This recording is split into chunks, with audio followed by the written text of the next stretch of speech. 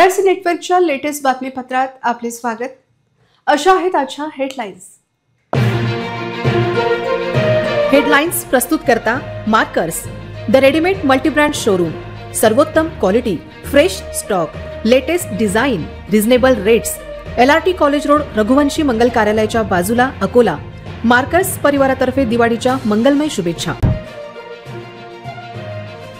सोमवारपासून नगर परिषदांचे अर्ज दाखल करणे सुरू होणार। अकोला जिल्ह्यात पातूर वगळता सर्वत्र निवडणुकीची रणधुमाळी। महापालिकेत मंगळवार कोणाला बुडविणार, कोणाला तारणार, महापालिका आरक्षणाची सोडत मंगळवारी जाहीर होणार।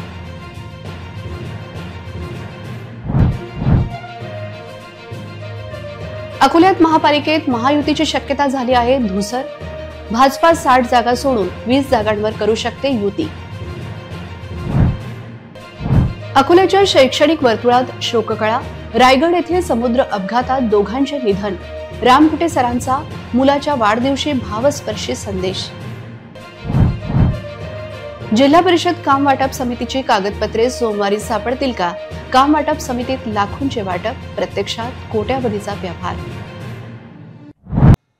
आता सविस्तर बातम्या। गेल्या 3 वर्षांपासून प्रशासकांच्या ताब्यात असलेल्या 5 नगर परिषदांसह एका नगरपंचायतीची निवडणूक घोषित झाली आहे। एकूण 6 ठिकाणी जिल्ह्यात निवडणूक होत असून सोमवारपासून अर्ज दाखल करण्याची प्रक्रिया सुरू होत आहे। RRCचा विशेष वृत्तांत। नगर परिषद निवडणुकीत दिग्गज नेत्यांची परीक्षा सुरू होणार आहे। अकोला जिल्ह्यात अकोट, बाळापूर, मूर्तिजापूर, बार्शी टाकळी, हिवरखेड आणि तेल्हारा येथे निवडणूक होत आहे। केवळ पातूर येथे निवडणूक होणार नाही। जवळपास 2,22,000 मतदारांसाठी ही निवडणूक असेल, तर एकूण 142 सदस्यांची निवड यातून होईल। अकोट येथे 35, मूर्तिजापूर येथे 25, बाळापूर येथे 25 सदस्यांची निवड होणार आहे। तेल्हारा येथे 20, हिवरखेड येथे 20 सदस्यांची निवड होईल, तर बार्शी टाकळी येथे 17 सदस्यांची निवड होणार आहे। या नगरसेवक पदांच्या निवडीसाठीचे अर्ज दाखल करण्याची प्रक्रिया सोमवार 10 नोव्हेंबर पासून सुरू होत आहे। पहिल्या दिवशी कोण अर्ज दाखल करणार याकडे स्थानिक पातळीवर लक्ष राहणार आहे। मंगळवारी महापालिकेचे आरक्षणाची सोडत आहे। या आरक्षण सोडतीनंतर अकोला महापालिकेच्या राजकीय रणधुमाळीला सुरुवात झाली। कोणाला बसवायचे आणि कोणाला उभे करायचे यावर राजकीय पक्षांचा निर्णय होणार आहे। त्यामुळे या आरक्षण सोडतीकडे सर्वांचे लक्ष लागले आहे। महापालिकेत मंगळवारी आरक्षण जाहीर होणार असून यात 42 किंवा 43 जागा या खुल्या प्रवर्गासाठी असतील, तर 21 ते 22 जागांवर ओबीसी साठी राखीव असतील। 14 जागांवर SC साठी आणि 2 जागांवर ST प्रवर्गातून उमेदवार उभा केला जाईल। एकूण 80 जागांपैकी 40 जागांवर महिलांचे आरक्षण असेल। ओबीसी आणि SC पुरुष जागांवर महिलांचे किंवा महिला जागांवर पुरुषांचे आरक्षण केवळ बदल होऊ शकतो, इतर आरक्षण जैसे थे राहण्याची शक्यता आहे। अकोला महापालिका निवडणुकीत मंगळवारी आरक्षण सोडत होणार आहे। ही सोडत पाहता लवकरच महापालिका निवडणूक लागण्याचे संकेत आहे। असे असताना महायुतीत असलेल्या शिवसेना आणि राष्ट्रवादीला भाजप जवळ करेल काय असा प्रश्न विचारला जात आहे। 2017 मध्ये महापालिका निवडणुकीत शिवसेना एकत्र होती, राष्ट्रवादी काँग्रेस एक होती। महायुतीचा घटक असलेली शिवसेना भाजपाला सोडून गेली। त्यानंतर शिवसेनेचे 2 भाग झाले। भाजपासोबतच्या महायुतीत शिवसेना आणि राष्ट्रवादी आली आणि आता महाविकास आघाडीत शिवसेना, काँग्रेस आणि राष्ट्रवादी, शरद पवार गट आणि मनसेचा शिरकाव होणार आहे। अशा परिस्थितीत कोणाची सत्ता अकोला महापालिकेवर येते हे पाहण्यासारखे असेल।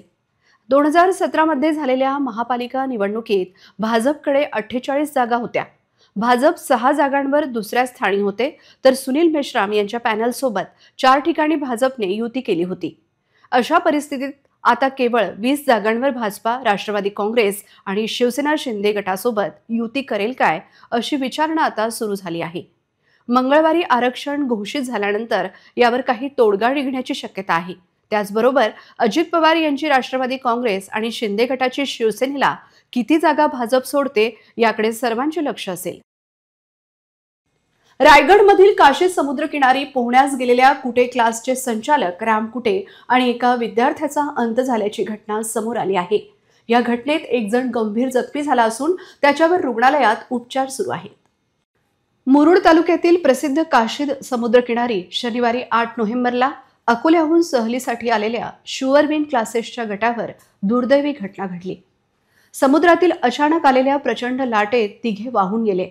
यामध्ये 2 जणांचा मृत्यू झाला असून एक विद्यार्थी गंभीर अवस्थेत उपचार घेत आहे। या घटनेत वृंदावन नगर उमरी येथील 60 वर्षीय राम विठ्ठल कुठेसर, त्याचबरोबर आयुष रामटेके या 19 वर्षीय विद्यार्थ्याचा यात मृत्यू झाला। तर केशवनगरचा 17 वर्षीय आयुष बोबडे याला स्थानिकांनी वाचवले असून त्याच्यावर अलिबाग जिल्हा रुग्णालयाच्या अतिदक्षता विभागात उपचार सुरू आहेत। शुअरविन क्लासचे 12 विद्यार्थी आणि 3 शिक्षक सहलीसाठी रायगड जिल्ह्यात आले होते। हे सर्वजण 5 नोव्हेंबर रोजी अकोल्याहून निघाले व 7 नोव्हेंबरला अलिबाग येथे पोहोचले। शनिवारी दुपारी हा गट मुरुड तालुक्यातील काशीस समुद्रकिनारी गेला। त्यानंतर काही जण पोहण्यासाठी समुद्रात उतरले। समुद्रात पोहताना आयुष रामटेके, आयुष बोबडे आणि शिक्षक रामकुटे यांना खोल पाण्याचा अंदाज न आल्याने ते लाटेत आत ओढले गेले। स्थानिकांनी तत्परतेने मदत केली, परंतु दुर्दैवाने 2 जणांचा जीव वाचवता आला नाही। या हृदयद्रावक घटनेमुळे अकोला आणि रायगड दोन्ही जिल्ह्यात शोककळा पसरली आहे। सहलींच्या सुरुवातीच्या हंगामातच घडलेल्या अपघातामुळे विद्यार्थ्यांच्या सुरक्षेचा प्रश्न पुन्हा ऐरणीवर आला आहे। शिक्षक हा केवळ ज्ञान देणारा नसतो, तो संवेदनांचा झरा असतो। अशाच एका संवेदनशील शिक्षकाने अर्थात राम कुटेसरांनी आपला मुलगा सुमित याला दिलेल्या वाढदिवसाच्या शुभेच्छांनी आज सर्वांच्या डोळ्यात पाणी आणले आहे। 7 नोव्हेंबरला सुमितचा वाढदिवस होता आणि 8 नोव्हेंबर रोजी समुद्रात बुडून कुटेसरांचा मृत्यू झाला। सुमित, तुला पाहूनच नशीबवान या शब्दाचा अर्थ कळेल। सुमित, तू यशाची शिखरे गाठावी। बंगलोर येथे असलेल्या सुमितला वाढदिवसाच्या शुभेच्छा देताना राम सरांनी, जेव्हा तू मागे वळून पाहशील तेव्हा माझ्या या शुभेच्छांची आठवण व्हावी असे भावस्पर्शी शब्द राम सरांनी सुमितसाठी लिहिले होते। सुमितचा 7 नोव्हेंबरच्या वाढदिवसाच्या दिवशी रायगड समुद्र किनाऱ्यावरून राम सरांनी सुमितसाठी सकाळी 11 वाजता फेसबुकवर हे अंतिम शब्द लिहिले होते। हे शब्द केवळ शुभेच्छा नव्हत्या, तर एका पित्याच्या अंतिम प्रेमाची, प्रेरणेची अभिव्यक्ती ठरली आहे। दुर्दैवाने या शुभेच्छा व्यक्त केल्यानंतर काही तासातच राम कुटेसरांनी विद्यार्थ्यांसोबतच्या शैक्षणिक सहलीदरम्यान आपले कर्तव्य पार पाडताना प्राण गमावले। पण त्यांनी मागे ठेवलेली शब्दांची ही शिदोरी आज सुमितसाठी आणि समाजासाठी प्रेरणेचा स्रोत ठरली आहे। कुटेसर आपल्या विद्यार्थ्यांमध्ये लोकप्रिय होते। शिकवताना ते नेहमीच मुलांच्या भविष्याची काळजी घेत, त्यांच्यात मूल्यांचं बीज रुजवत। हसतमुख राम सरांचा मृत्यू हा अकोल्यातील संपूर्ण शिक्षण विश्वासाठी मोठा धक्का ठरला आहे। राम सर गेले, पण त्यांचे शब्द आणि माणुसकी जिवंत राहिली। सविता रामकुटे यांचा मुलगा सुमित यांचा 7 नोव्हेंबर रोजी वाढदिवस होता। रामकुटे यांनी सुमितचा फोटो फेसबुकवर टाकून त्याला शुभेच्छा दिल्या होत्या। 7 नोव्हेंबर रोजी कुटेसरांनी स्वतःचा फोटो दुपारी 1 वाजता फेसबुकवर टाकला होता, तो शेवटचा।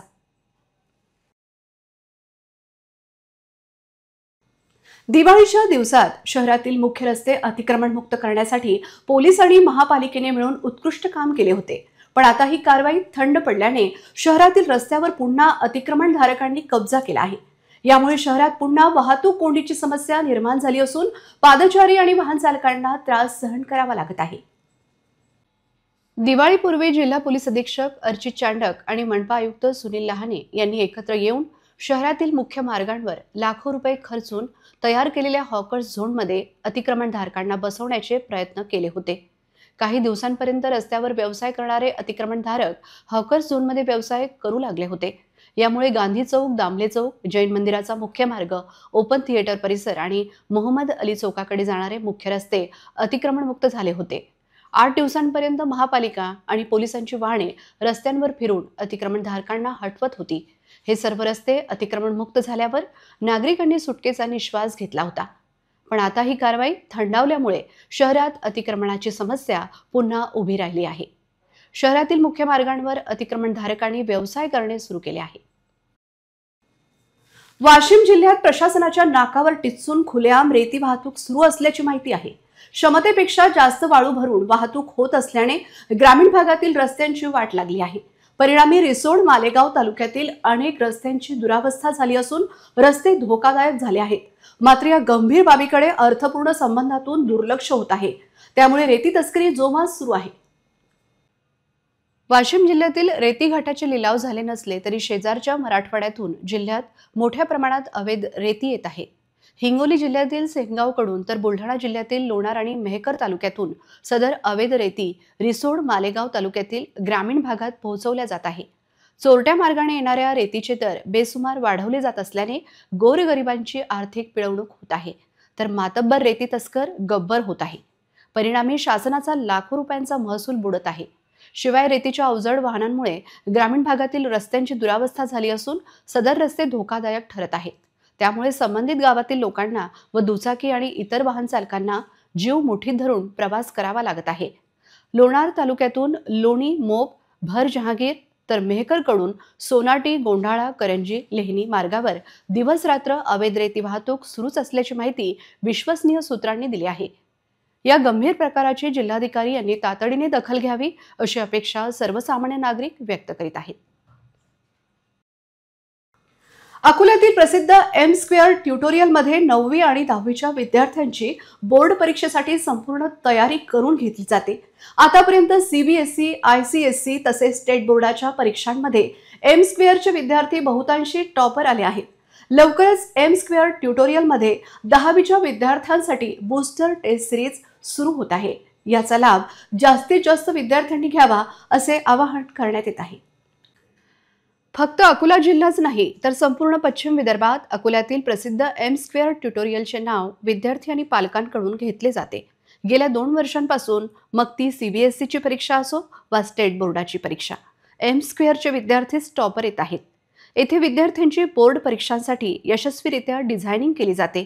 येथे शाळेनुसार केंद्रित बॅचेस, बोर्डाच्या मानकानुसार सर्व विद्यार्थ्यांची अचूक तयारी, वेळेचे व्यवस्थापन आणि तणाव नियंत्रित करण्यासाठी वास्तविक बोर्डासारखे वातावरण निर्माण करणाऱ्या योग्य विषयानुसार टेस्ट सिरीज, सर्व विषयांसाठी स्वतंत्र तज्ज्ञ शिक्षकांची नियुक्ती, समर्पित रिव्हिजन आणि अतिरिक्त क्लासेस सोबतच येथे बोर्डाच्या परीक्षांसाठी धोरणात्मक मार्गदर्शन अँड मेंटरशिपद्वारा विद्यार्थ्यांना मानसिकरित्या परीक्षेसाठी तयार केले जाते. यामुळे सर्व विद्यार्थी आत्मविश्वास, योग्यता आणि पूर्ण तयारीसह परीक्षा केंद्रावर पोहोचतात. या व्यतिरिक्त येथे विद्यार्थ्यांच्या खेळांवरही विशेष लक्ष दिले जाते. येथे क्रिकेट व्यतिरिक्त lemon and spoon, sack race, sprint race, tug of war अशा खेळांद्वारे विद्यार्थ्यांची स्पर्धात्मक प्रतिभा अधिक विकसित होते, अशी माहिती एम स्क्वेअर ट्युटोरियलच्या संचालकांनी दिली आहे. हे पाहता ज्या विद्यार्थ्यांना CBSE किंवा बोर्डाच्या 10वीच्या परीक्षेत अव्वल येण्याची इच्छा आहे त्यांनी त्वरित एम स्क्वेअरची बूस्टर टेस्ट सिरीज जॉईन करावी असे आवाहन करण्यात येत आहे. नमस्कार, मैं Mayank Anil Thanvi M square tutorials की तरफ से आप सभी का स्वागत करता हूं और मैं ये बताना चाहता हूं कि पिछले 2 साल से लगातार 10 CBSE बोर्ड के अकोला डिस्ट्रिक्ट टॉपर जो है वो एम स्क्वेयर ट्यूटोरियल से ही आ रहे हैं. तो जो भी विद्यार्थी अभी 10वीं में है स्टेट बोर्ड या CBSE में, तो हमारी जो है एक बूस्टर टेस्ट सीरीज 12 नवंबर से शुरू होने वाली है, जो कि 24 राउंड्स में कंप्लीट होगी और 31 जनवरी तक ये कंप्लीट होगी. तो उसके लिए जो भी स्टूडेंट्स आना चाहते हैं वो अभी रजिस्ट्रेशन कर सकते हैं. और 9-10 हमारा स्कूल वाइज और बोर्ड वाइज बैच जो चलता है वो सभी को पता है. दैट इज द स्ट्रेंथ जहाँ पे जो बच्चों को रिलेवेंस स्कूल सिलेबस के साथ साथ बोर्ड की प्रिपरेशन हो जाती है. धन्यवाद. शहरातील उड्डाणपुलावर लावण्यात आलेले दिवे दिवसा देखील सुरू असतात. या बाबतीत आश्चर्य व्यक्त केले जात आहे. महापालिकेला मोफत वीज पुरवठा होतो का असा प्रश्न शहरात उपस्थित केला जात आहे. होत असलेली विजेची नासाडी थांबवा अशी मागणी केली जात आहे. शहरात अजूनही पथदिवे लागले नाहीत, त्यामुळे तेथील रहिवाशांना पथदिव्यांचे महत्त्व वाटते. परंतु शहरातील उड्डाणपुलावर लावण्यात आलेले दिवे दिवसा देखील प्रकाश देतात. दिवे बंद करण्याची जबाबदारी ज्या विद्युत विभागावर आहे ती यंत्रणा डोळेझाक का करते हा प्रश्न उपस्थित केला जातो आहे. दिवसा दिवे सुरू ठेवण्याचे काही कारण नाही. महापालिकेचे विद्युत बिल वाढवून नागरिकांवर अनावश्यक भूदंड कशासाठी टाकता अशी विचारणा होत आहे. सुरू असलेला बेजबाबदार कारभार त्वरित थांबवा अशी मागणी केली जात आहे. विनाकारण दिवे सुरू ठेवण्याचे काही कारण नाही असे बोलले जात आहे. अडगाव येथील भाविकांचे श्रद्धास्थान असलेल्या श्री लाल मारुती यांचा रथोत्सव यावर्षीही मोठ्या थाटामाटात साजरा करण्यात आला. रथयात्रा महोत्सव संतनगरी शिवाजीनगर अडगाव येथे उत्साहात पार पडला. गावकऱ्यांचा उत्स्फूर्त सहभाग या उत्सवात होता. अडगाव येथील श्री लाल मारुती यांचा रथोत्सव उत्साहात निघाला. ढोल नगारे आणि भजनी मंडळे मिरवणुकीचे मुख्य आकर्षण होते. पंचक्रोशीतील भाविक भक्तांनी मोठ्या संख्येने उपस्थिती लावली होती. भाविक रथाला हात लावून दर्शन घेणे हे महात्म्य समजतात आणि हाताने ओढत मिरवणूक काढण्याची ही पारंपरिक पद्धत आजही सुरू आहे. गाव प्रदक्षिणा रस्त्यावर गावकऱ्यांनी सडा शिंपवून साफसफाई करून रांगोळ्या व फुलांची आकर्षक सजावट केली होती. श्री लाल मारुती मंदिराला झेंडूच्या फुलांच्या हारांनी सुशोभित करण्यात आले होते. रथ नारळ व झेंडूच्या फुलांनी आकर्षक सजविला गेला होता. भाविकांनी नवसाच्या नारळाचे तोरण व झेंडूंची फुले रथावर बांधली. रथावर लावलेला दिवा वैशिष्ट्यपूर्ण होता. सकाळी पहाटेच मंदिरात सुंदरकांड पठण करण्यात आले. यामध्ये रामदेव बाबा समितीचे मोठे योगदान होते. पहाटे 5 वाजल्यापासून पूजा आरत्या करत मूर्तींना रथावर विराजमान करण्यात आले.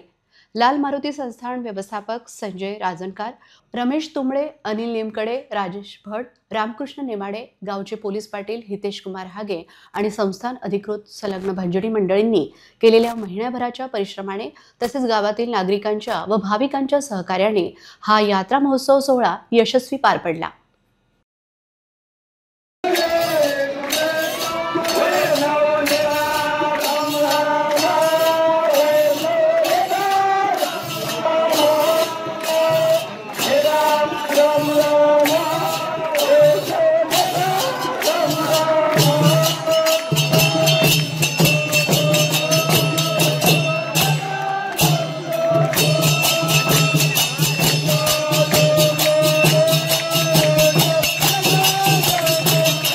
काम वाटप समितीची बैठक घेतल्याचे दाखवीत काही लाखांचे छोटे कामे देत कोट्यावधीची कामे परस्पर वाटणाऱ्या बांधकाम विभागाच्या कार्यकारी अभियंत्यावर जिल्हा परिषद मुख्य कार्यकारी अधिकारी काय कारवाई करतात याकडे सर्वांचे लक्ष लागले आहे. याविषयी RRC न्यूजच्या बातमीनंतर वंचितने शुक्रवारी आंदोलन केले होते. अकोला जिल्हा परिषद बांधकाम विभागात काम वाटप समितीत काही लाखांचे कामे वाटप केल्याचे जाहीर केले जाते, पण प्रत्यक्षात अंतिम प्रोसिडिंग बुकमध्ये कोट्यावधीच्या काम वाटपाच्या नोंदी कशा असा प्रश्न उपस्थित होत आहे. या सर्व प्रकरणात जिल्हा परिषद CEO यांनी लक्ष देण्याची मागणी होत आहे. नोव्हेंबर महिन्यात 4 तारखेला अशाच प्रकारची कामं वाटप समितीची बैठक झाली. ती नियमबाह्य असताना त्यात लाखोंचे 22 कामे वाटप केले गेले. पण आता प्रोसिडिंग बुकमध्ये कोट्यावधीचे काम वाटप होण्याची तयारी सुरू झाली आहे. विशिष्ट कंत्राटदारांना कामे देण्याचा व त्यातून मलिदा लाटण्याचा उद्योग बांधकाम विभागातील वरिष्ठांनी सुरू केल्याची माहिती समोर आली आहे. मनमानी पद्धतीने काम वाटप हा घोळ असून याविषयी राज्याच्या ग्रामविकास विभागाला सविस्तर तक्रार होणार असल्याची धक्कादायक माहिती समोर आली आहे. शुक्रवारी नियमबाह्य काम वाटप पद्धतीच्या विरोधात कॉन्ट्रॅक्टर संघटना आणि वंचितने वरिष्ठांना पत्र दिले होते. सोमवारी या प्रकरणात कार्यकारी अभियंत्याचा बाबू जागेवर येईल काय अशी विचारणा आता होत आहे. शुक्रवारी कार्यकारी अभियंत्यांनी बाबू नसल्याचे कारण पुढे करत काम वाटप समितीच्या घोळावर पडदा टाकला होता. पुन्हा एक नजर टाकूया आजच्या प्रमुख घडामोडींवर. हेडलाइन्स प्रस्तुत करता markers, the readymade multibrand showroom. सर्वोत्तम quality, fresh stock, latest design, reasonable rates. LRT college road, Raghuvanshi Mangal कार्यालयाच्या बाजूला, अकोला. मार्कर्स परिवारातर्फे दिवाळीच्या मंगलमय शुभेच्छा. सोमवारपासून नगर परिषदांचे अर्ज दाखल करणे सुरू होणार. अकोला जिल्ह्यात पातूर वगळता सर्वत्र निवडणुकीची रणधुमाळी. महापालिकेत मंगळवार कोणाला बुडविणार, कोणाला तारणार, महापालिका आरक्षणाची सोडत मंगळवारी जाहीर होणार.